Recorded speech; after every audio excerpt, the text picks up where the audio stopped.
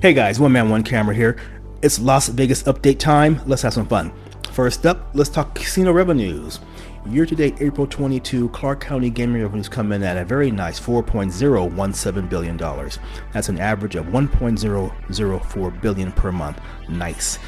Year-to-date April 2021 came in at $3.009 billion. For 2019, $3.445 billion. Very nice. Now, visitor estimates are kind of the opposite. The visitor estimates for year-to-date 2022 are 11.08 million, 2021 7.638 million, and 2019 13.841 million. So even though the visitor volume, when you compare April year-to-date 2019 to 2022, the volume for visitors is down, but the revenues are up, which is very interesting. I think it's this pent-up money that people didn't spend during the pandemic times. They've held on to it, and now that the place is open, everyone's just here just trying to have a good time and just pent-up demand. As you can see on the screen, convention attendance follows the same as visitor volumes. 2019 being the good year, a big dip in 2021, and trying to recover in 2022. Hotel occupancies also follow pretty much the same, while there is some lag with visitor volume comparing 2019 to 2022. Gaming revenue is doing its part to keep the casinos just purring along.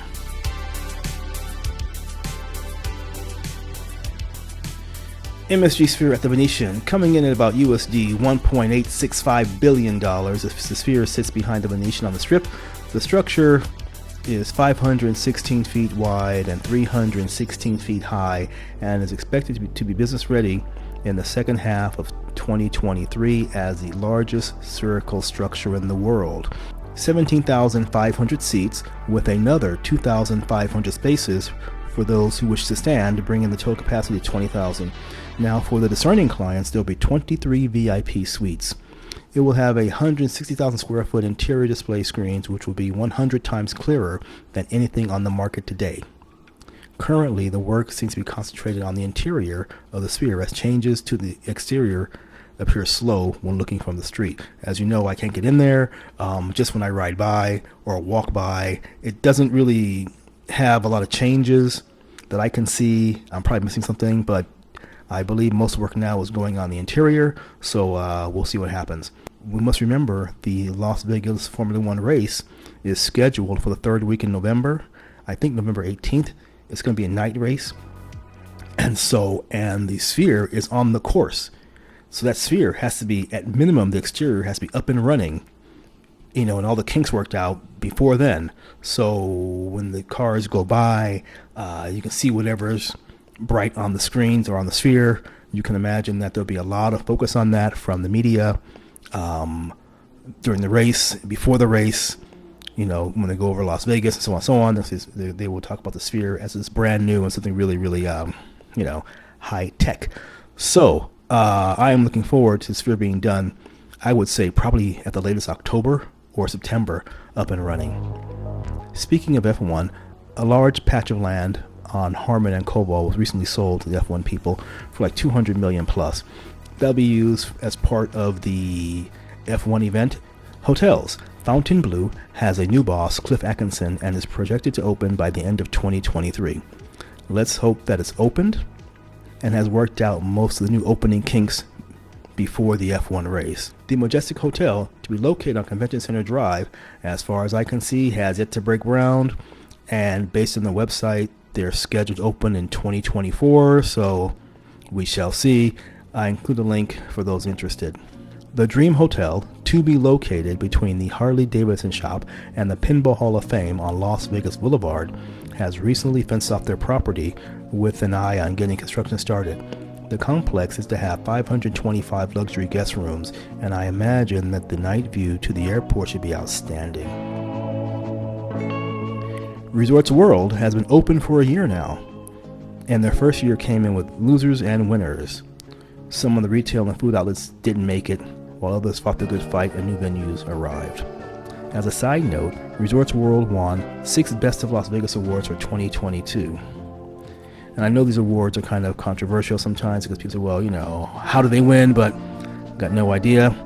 I'm just passing on the information.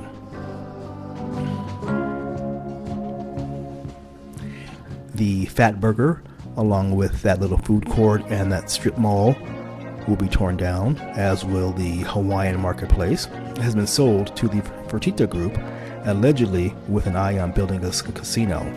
No timeline yet on that, so maybe the next 5 years. I don't know. FYI, they also own the Golden Nugget on Fremont Street, so let's hope for something great. Let's hope for some quality announcements, and let's hope for a good construction schedule. Now, there's also a new complex currently under construction at the intersection of Las Vegas Boulevard and Harmon Avenue in front of City Center. It will be a high-end retail and food complex called Project 63. I'm not sure the opening date. I think I must have missed it, but I include a link for you to check it out yourself. Here are some updates from the Plaza downtown. The Plaza will be getting its own pink box donut location, and that entrance will be this 3D sort of pop-out thing with a donut and the words pink box big enough that you can't miss them. Under the lights of the Porte Couture will be a new bar called Carousel Bar. Circular bar, and they say they'll have some elements which move around like the horses and martini glass and so on, and giant and larger than life dice. For me, a carousel bar, I picture a bar that rotates, but I don't believe this bar is going to rotate. So I'm kind of disappointed. And a new non-smoking space containing about 80 slot machines will open up inside the Plaza. That should be interesting and make a lot of the non-smokers happy. And finally, Oscar's Steakhouse will be opening up a fine dining area, which will be above that gaming area, outdoors. And with a view of Main Street, it'll have the same menu as the Oscar's Steakhouse. So for those who want to dine outside, it should be a very good. Now, everything I believe should be done this year in 2022. So let's hope that everything is done and we can all go down there and have a good time. All right, you guys, like I always say, see me outside, say hello, and I'll say hello back. Take care wherever you are and have a great day.